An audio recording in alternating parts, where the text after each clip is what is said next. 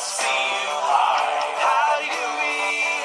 Sure am glad you came out tonight. It's nice to see you. Howdy, Doobi. I love that walking. I love that talking. I love that sparkle in your eye. Woo!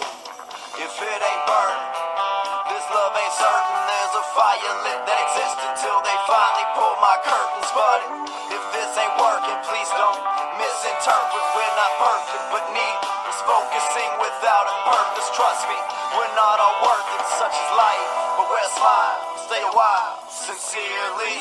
It's nice to see you. Howdy, Doobi. Sure am glad you came out tonight. Hello, everyone, and welcome to Texas-Cannabis Report, your eyes and ears for cannabis news from across the Lone Star State.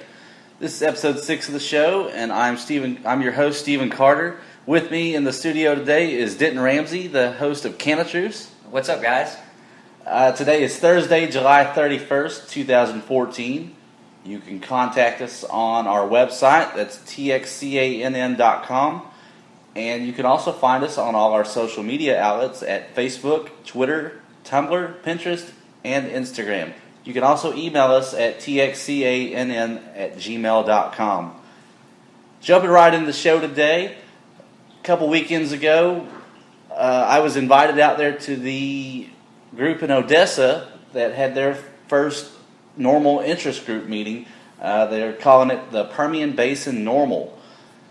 Out in West Texas. Out in West Texas, there's not a group out there. The closest group out there is, well, I guess Lubbock would be the closest group, but next to them is El Paso NORML. So they're trying to get things going out there, and they're trying to stress that it's just not just Odessa, but it's Midland and all the surrounding areas. So that's why they're calling it the Permian Basin. Right off the bat, I noticed that the one great thing about it is they had a good showing. And they were well organized. They started on time, so it started off great. They had 2 local news stations there. They both ran on the 6 o'clock news both Friday and Saturday night. And they did some great coverage articles of them as well, which you can find all of that on our show notes and on our website. And you can find a recap of the meeting there as well. They had 3 speakers, myself, Ben Farmer, who is the chair of the Libertarian Party in Midland County, and they had the chair of the Ector County. Wait a second. Ben Farmer is the chair of the Ector County Libertarian Party, and then they had the chair of the Midland County Libertarian Party there as well. Sorry for the mix-up. And, hey, it can be confusing. Hey, it can be, especially with Midland and Odessa. It's a crazy area. It's definitely an interesting place. It was my second time being out there. I was going to say, how was it out there? How do people feel about cannabis? Well, they talked about it being a very conservative place, but I got to say, there's no place more conservative in Texas than Waco. I agree with you there. We're fighting the good fight area here. of conservatism when it comes to cannabis.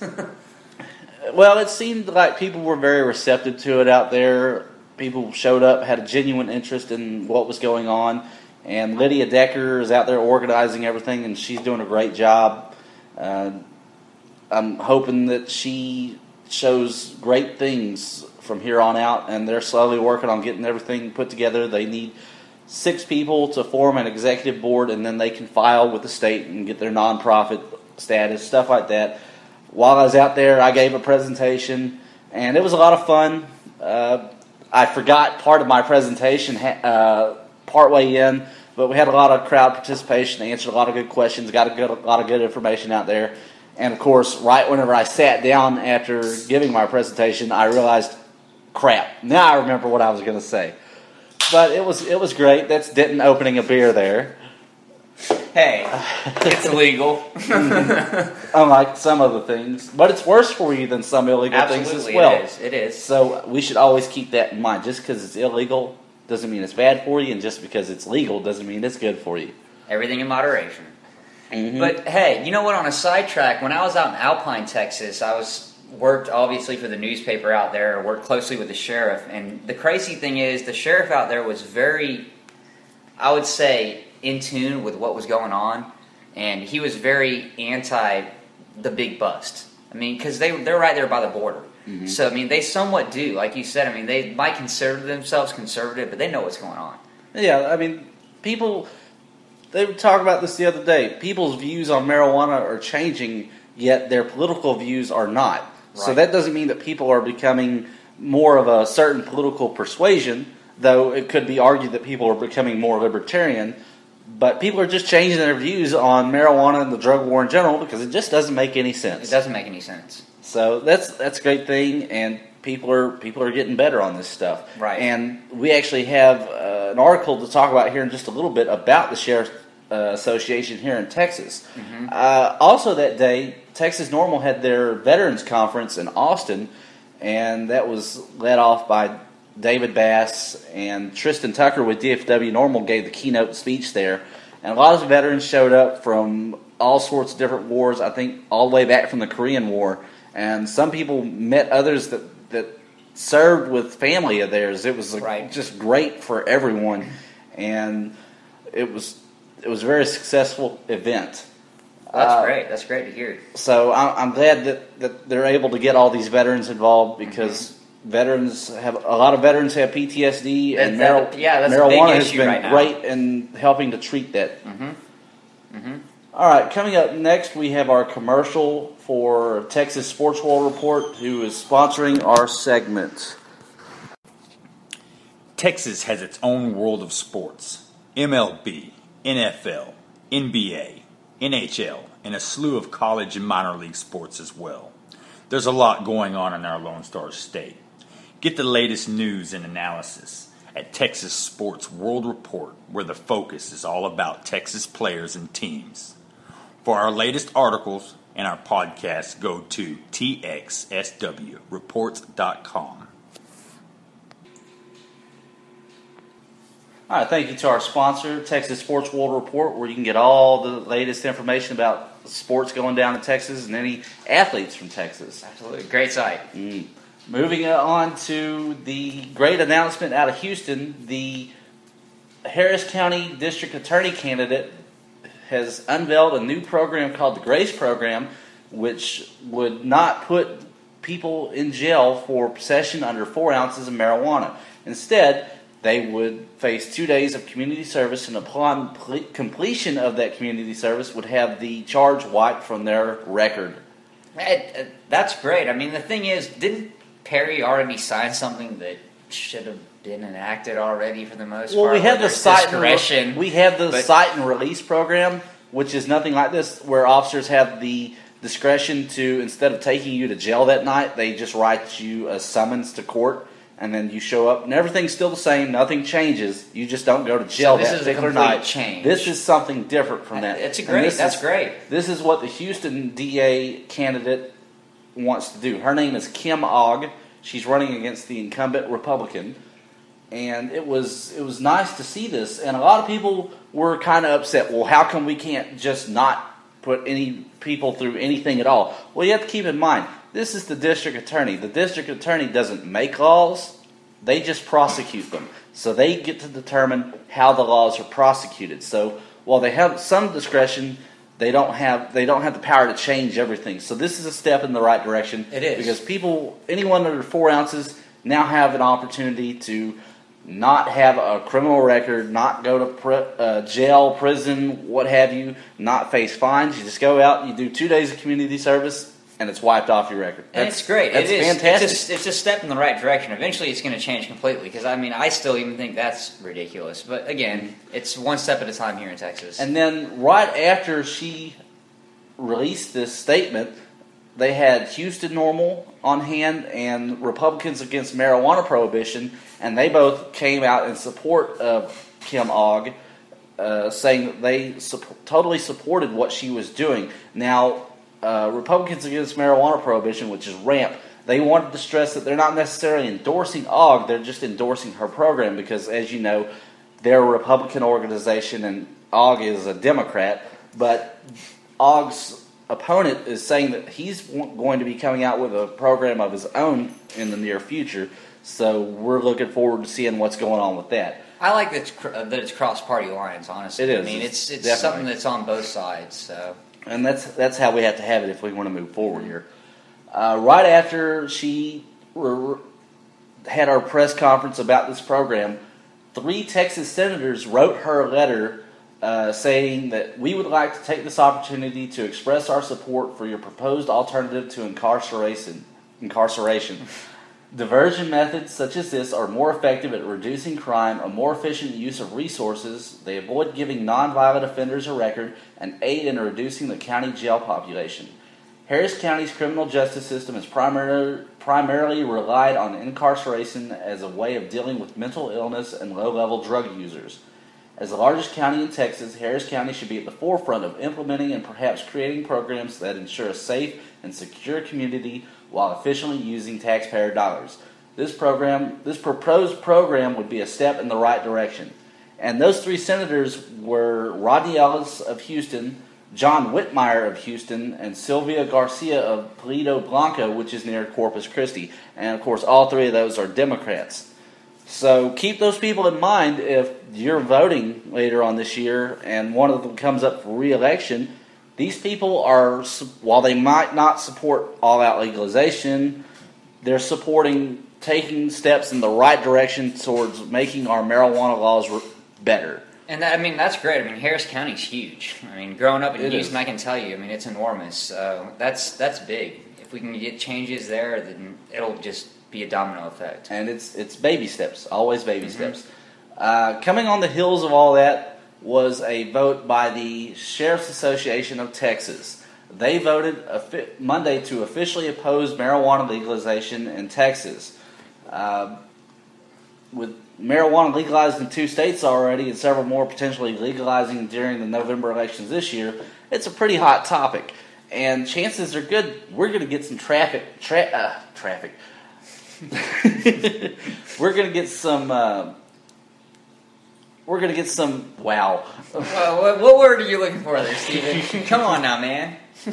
We're going to get some movement next year in the legislature. Right. And they voted unanimously to oppose marijuana legalization. So that means that they're going to be out there talking to the state legislators next year, opposing any bills that come up. And we're looking at a medical bill, a full legalization bill, a penalty reduction bill, hopefully a hemp bill, and hopefully an affirmative defense bill for medical patients in court.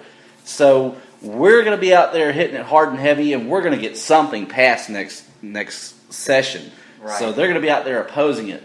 And the person heading up this resolution was Denton County Sheriff Will Travis. I believe you used to live in Denton County, didn't you?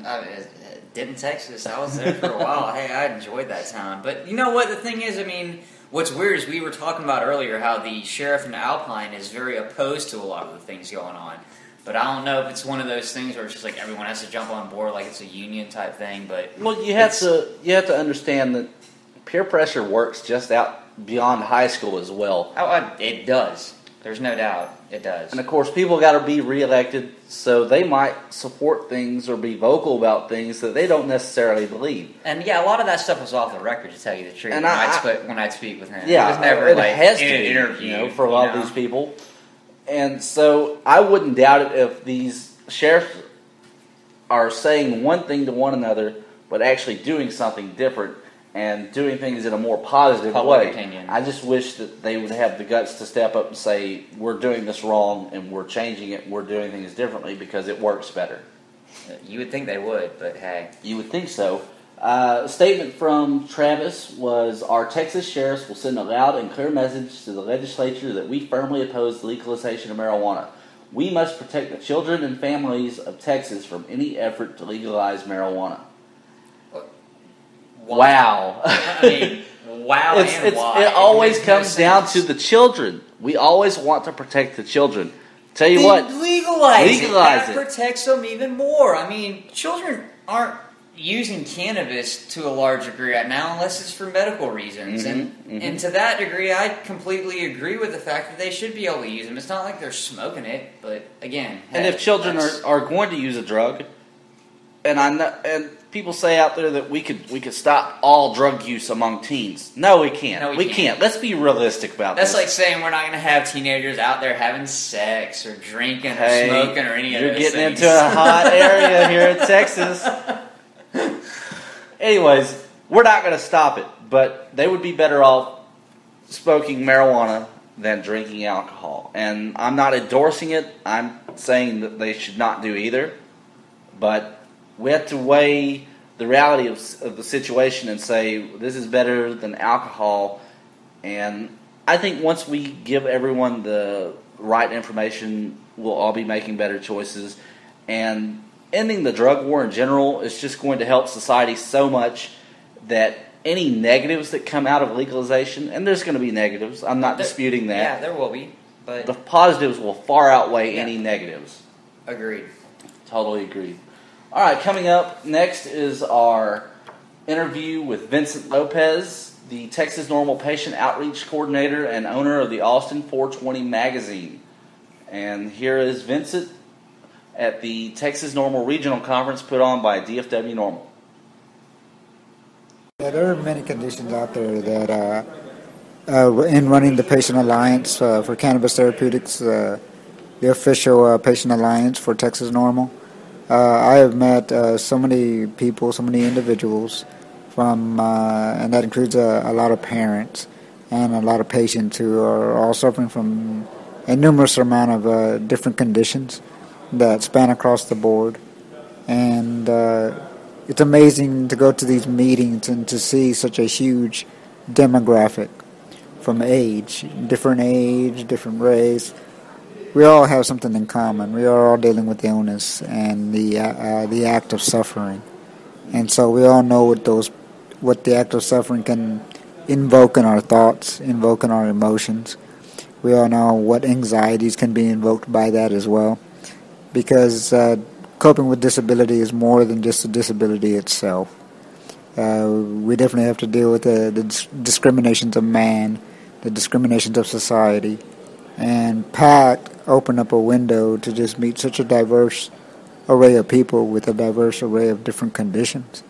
You know, it's one of those things that certain conditions are not getting the treatment they deserve because of being omitted on the list of medical conditions that can be benefited by cannabis.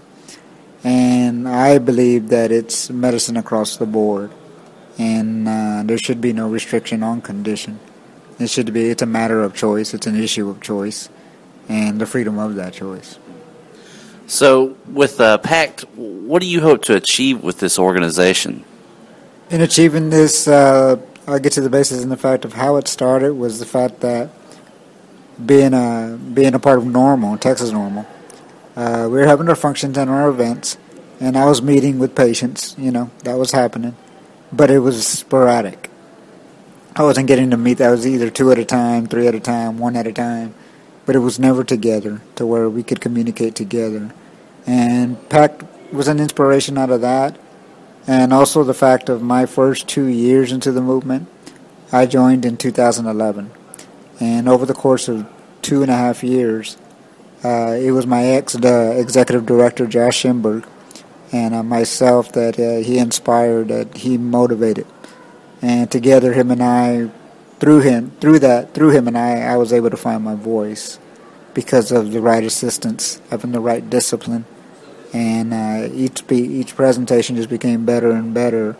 And one day I had felt this feeling of empowerment, not understanding what I was feeling, and I was like, "Wow!" All of a sudden, you're just ready to go now, man. You're empowered, and I was just like, "Wow! What a thing to be able to pass on to fellow patients, especially those in the cannabis closet, who to step out of that shell and to not have fear, and to move forward in addressing, the proper etiquette, manner, and discipline when it comes to talking with our representatives." To make change in Texas. And so PACT was basically based out of that empowerment and that discipline.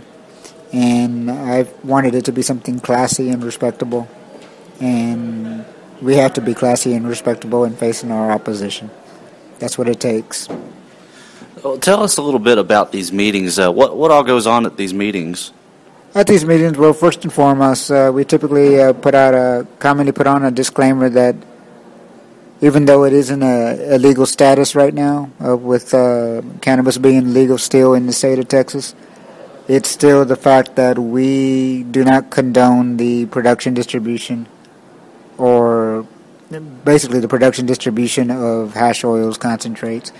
That's not what PACT is about. PACT is a legislative group garnered towards legislation and legislation only. This way we can watch over the bills that unfold in legislature and to make sure that all is in compliance once anything passes. And I believe we need to have overseers of how it's going to be regulated in the state of Texas. And when we do become a legal status, then we can progress from there and evolve into a whole new world of cannabis therapy, just waiting to be tapped into. And once things get legal, then we're more than willing to help and maybe take that next step of maybe being able to provide. But as far as PACT as it is right now, we are not a provider or a producer or a distributor. We are strictly a legislative patient empowerment and support group. I tend to believe that a patient has a right to be down or upset about their condition, but I tend to believe that we shouldn't sit and wallow in it, that we should accept it, see it for what it is, and make the changes necessary to make our lives better. Speaking of legislative issues, I know that you show up at all of the legislative sessions here at the Texas Capitol. Could you tell us what your presence and others like you, what kind of impact that provides? Well, one question I have been asked by many different chapters is what do we look for in trying to find a patient rep? Are we on? Yeah. What do we look for in trying to find a patient rep? And I believe, for one, my condition is very obvious. It's very visual. I am in a wheelchair, and I'm pretty thin. I've thinned out in my body. And so it's pretty clear that I'm suffering from something. Though it doesn't say exactly what it is. But it's very obvious. And regardless of the person in the seat, the wheelchair itself is a powerful symbol of disability. It signifies an entire group of people who have had to live with suffering. And because of that, I believe this obvious visual presence makes a huge impact, especially when we're talking about to the state capitol and working with legislators. I got up to 3 hearings behind me now, and got to have learned a lot between 2011 and 2013, the last 2 sessions. And in that, I've realized how I may have even embarrassed some state representatives or made them halt a little bit, because in reality, they never expected a real patient to be coming up to them with a real issue. And I've seen a lot of shock and a lot of surprises in the fact that, the Capitol doesn't accommodate people like me, people in wheelchairs, in the fact of there's so much furniture in every representative office. It's hard to get around, But why? Because they're not used to seeing people in wheelchairs coming out. And so it does make a visual impact. And I believe with one of the experiences of a public hearing that I've gone through myself was, I tell people, man, when that hearing starts at 9 o'clock and our bill isn't for another few hours, be there at 9 o'clock. Let them see you there. Let them know that you're letting them see you there. And it had an impact. There I was in the front row in the chair, all long sleeve, button-up shirt, tie, my little cannabis pendant, and looking sharp and being the diplomatic presence I needed to be in dress. And coming from a wheelchair, and the thing is, I know they saw me sitting there for hours. And quietly, it worked to the back of their conscious minds. And that's where a visual impact can have without even saying a word. It works to the conscious mind in a way that no word can. And so it made a tremendous impact. And especially if the patient in that position is an empowered patient, then it's definitely taken to a whole nother level. So you're pretty much just giving them an entire new view on things.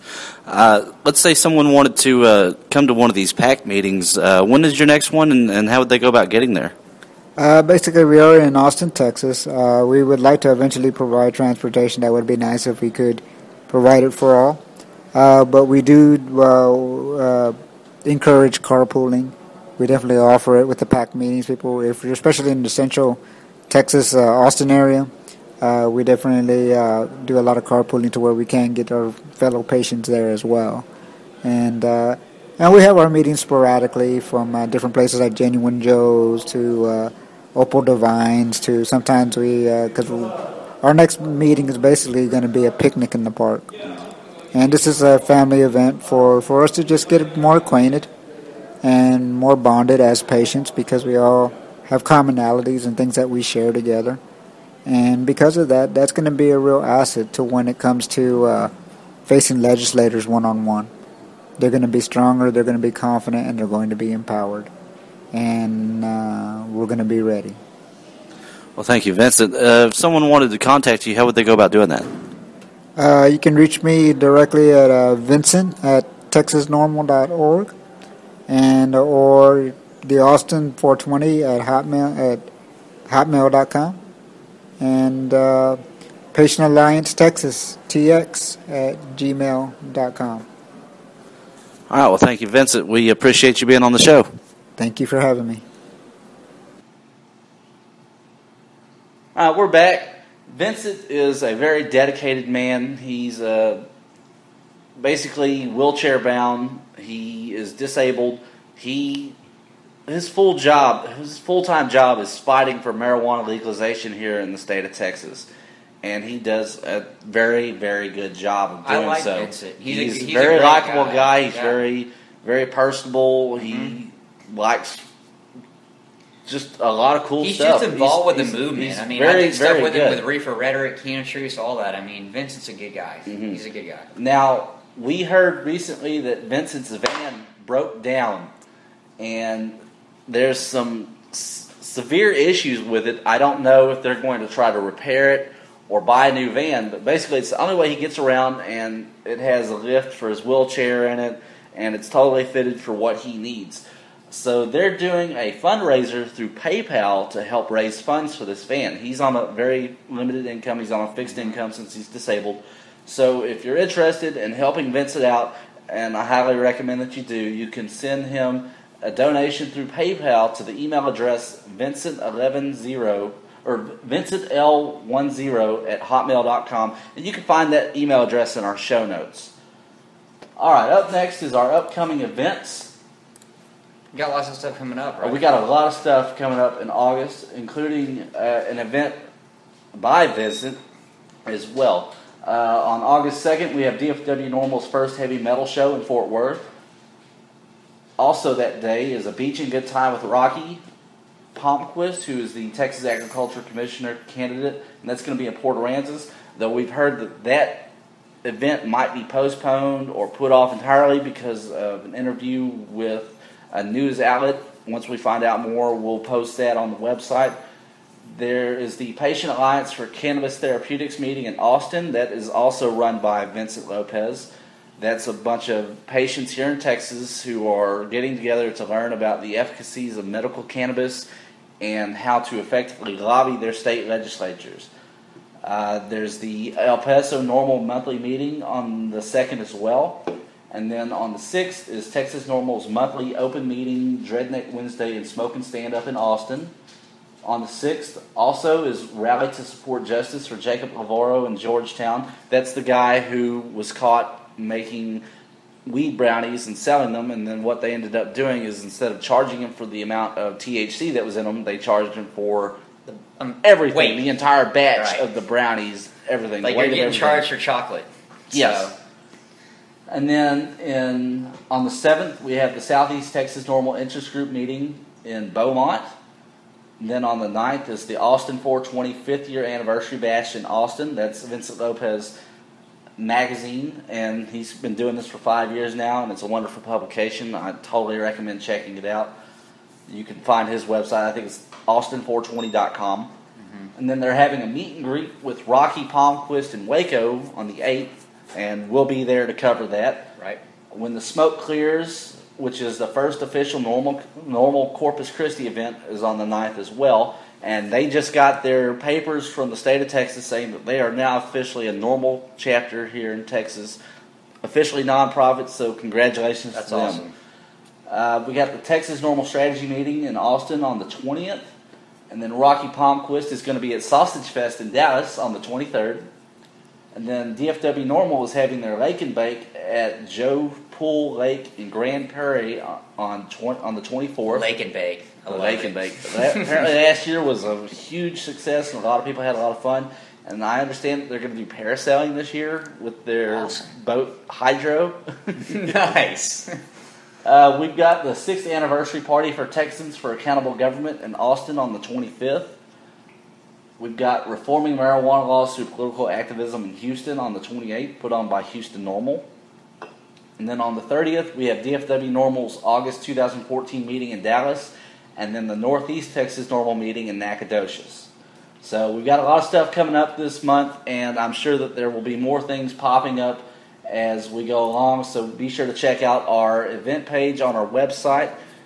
You can go to TXCann.com/events to get to that, or just go to our website and you can find it from there. And then we'll have an article out about every event going on in the month of August. All right, coming up next we have a commercial for our Bust segment, and this is by Ultima Realms. Tired of these new games that just won't deliver on content? Step back to the tried and true. Check out Ultima Realms, a free-to-play MMO featuring a world full of adventure. Experience a world set in a time where magic and sword rule the lands. Find your way in the world while slaying monsters, build a character with your skills you want, enjoy the crafting system, keep dragons as pets, design and build your own house, trade with other players, and much more. It's like nothing you've experienced before. Visit the website at ultimarealms.com. We have our largest bust ever in Texas. It happened this past week. They originally found a field with 44,000 marijuana plants in it. This is a lot of bud. That's a Nothing lot of against bud. the bud, but this is a lot of bud. That's a lot of bud. What they ultimately found after surveying the entire area is 29 fields with over 100,000 plants in it, worth $175 billion. That's a lot of weed. That's a lot of weed. That's a lot of weed. Show me where it is. Anyways, deputies in Polk County found, well, they didn't find it, a hunter out there getting ready for deer season found the field and alerted authorities. And Asshole. Then they came up and surveyed the area and found everything, and then they brought inmates from the jail work crew out to haul off all the marijuana. So I wonder how much marijuana is at the local county jail now, because you know people stuck that stuff in their pockets when they got a chance. Overflowing. Oh, yeah. Anyways, they arrested one guy, and a camp nearby was found, and they're still looking for other people. And there was a very sophisticated irrigation system. So they were pumping water from a creek to water everything. That's a lot of plants. That's a lot of area to cover. Sure It's is. a lot of water. Sure is. This is over half of what they busted the entire year of 2013. I think they busted like 147,000 for the entire year of 2013. And this year, we've already matched that. And this is like just a huge part of that. This is such a waste of time and resources. So once again, I mean, it's ridiculous. Well, you got to figure this is a Mexican drug cartel operation. So this is their MO. Oh, So we don't want them getting any money. No, we don't. But at the same if it was time, legal, this we is wouldn't have something this we problem. wouldn't have to even be worrying about if it were legal here in America. And I'm going to share a little secret with people here. And this was covered in our hemp article put out by a writer of ours earlier this month, Zach Brown. And what people may not realize is that if we legalized hemp here in Texas, growing marijuana anywhere near a hemp field would be impossible. Yeah, So, for those that don't know, I mean, you can't do it. We're killing two birds with one stone here. We're legalizing hemp, which you can't get high on, and we're knocking out the drug cartels' growing areas. Hello, how is that not a win-win? It's totally a win-win. Republicans and Democrats both have to agree on that one. Mm-hmm. It's a no-brainer, no-brainer, as he put it. Mm-hmm. All right, moving on. We got a Texas man getting 18 years for 18 pounds of pot. That's a year per pound. That's ridiculous. Now, he didn't get arrested in Texas. He's just from Texas. Okay. Police in Lincoln, Illinois, found more than 18 pounds of marijuana in Roel Lopez's car and motel room last September after they received the tip that a lot of cannabis was being brought in from Texas. So he ended up pleading guilty and then found out that he was getting 18 years. That's a pretty stiff sentence. That's actually worse than he would have got in Texas. Of course, he can get a maximum of 20 years in Texas, and I don't know what his prior arrest record was. 18 years, you might as well be 20. That's a long time. Of course, he's got to serve half of it before he's eligible for parole. It's just sad that we have to put people in jail for that long for marijuana. Legalize it. All right, coming up next is our music segment, and that will be Redneck Rockers, and this is the song Alive.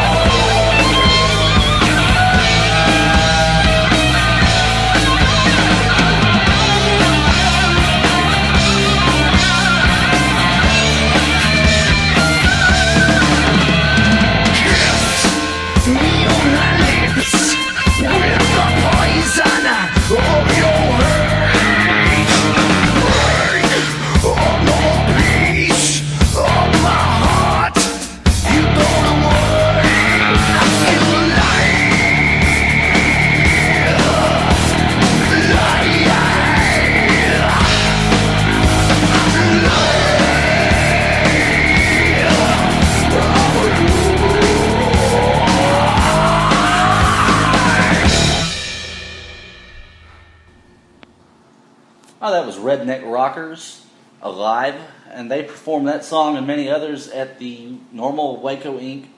birthday bash this last weekend. Mm-hmm. So they had a lot of people turn out for that. It was a good event. They had Glassblowers Anonymous out there with Jeff neat. Zorn. That's awesome. We got pictures of that on our Facebook page. If you ever have a chance to go to a glass blowing event or anything like that, I totally recommend that you check it out. Yeah, absolutely. Cool stuff. It's really neat.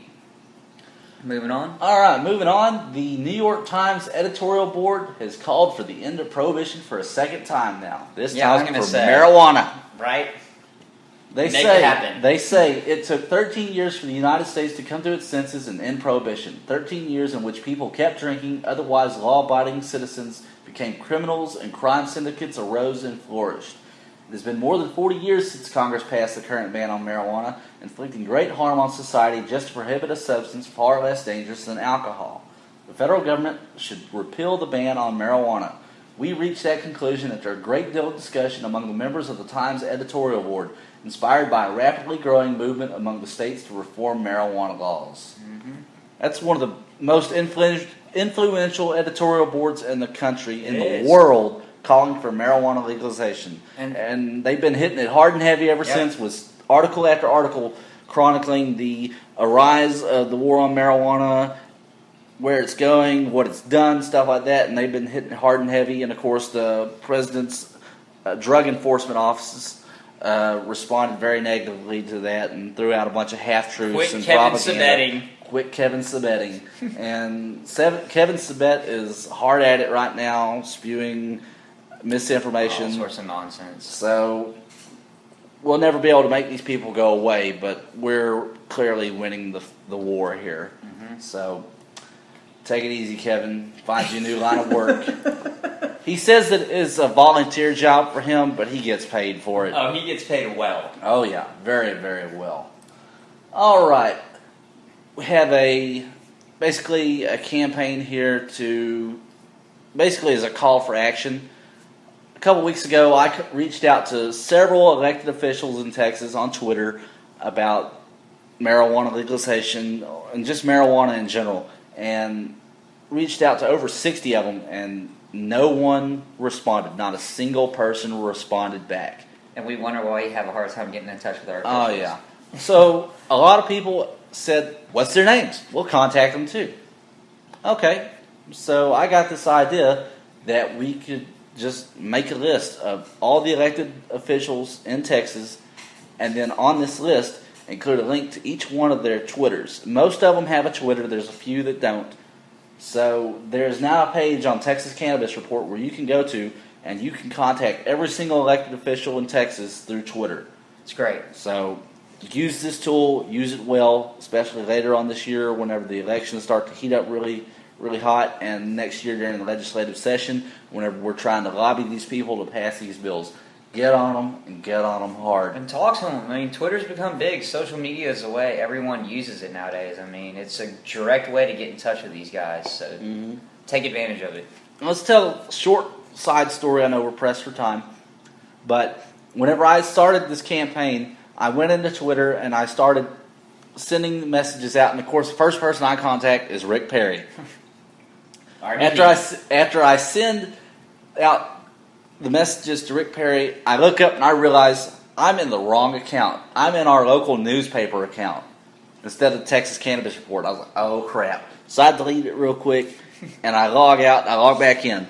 And I think everything's fine. We're good to go. I wake up the next morning, and Rick Perry's following our account now. So that's kind of cool, kind of creepy, kind of weird, but it's cool. I'm not a big fan of Rick, but hey, you follow us. That's cool, Rick. I hope we get through to you. We're not fans of Rick Perry. All right. Yesterday, I put up a flyer on the website for Texas-Cannabis Report. A lot of people were asking what they could do to help out. So, people share our stuff on social media, but social media is real limited, but it's great that they do that, and we appreciate it, and we hope you all share it more. But now you can go to our website, download this flyer, real simple, and then just go put it up around town. Cannabis-friendly businesses, local bulletin boards, stuff like that, local colleges. Local smoke shops, anywhere that you could think of. Open for it. Anywhere that you could think of to put a flyer, print one out, go put it up for us. And that helps spread the word and get things moving more quickly here in Texas for marijuana legalization. Didn't you want to talk about YouTube? You got to know on YouTube. We also have the podcast on YouTube. Starting with this episode, we will be putting them all on YouTube so you can listen to them there instead of just Podomatic now. And we're also on iTunes now as well. And this will make things a lot easier for everyone. And let's end it on a very, very positive note. No, this is great. This comes from Russ Belville on High Times. A new study compiled by Eco Northwest has predicted that legalization of marijuana in Oregon will reap $38.5 million in tax revenue. That's not the good news. Here's the best news. The best news is that they predict that an ounce of legal weed, after growing it, selling it, taxing it, everything included, it's going to cost us $145 an ounce. That's awesome. That is awesome. That is cheap.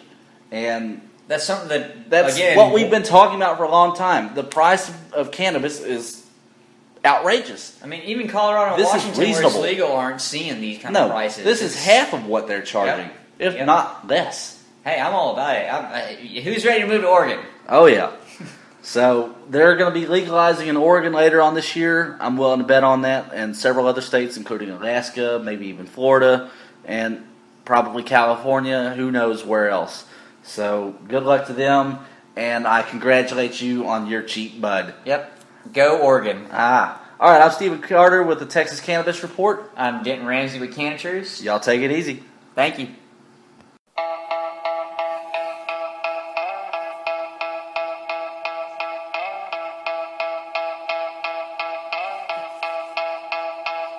If I said I told you so, let it roll, let it roll, let it roll on down the road.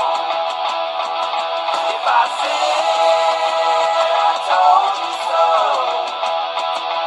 let it roll, let it roll, let it roll on down the road. Yeah, I refuse to ever back down. I've been a part of the boss, I've been true till now. How can they cover up from under us? They fuck with us and beg for trust is wanderlust is built for us. I mean all of us.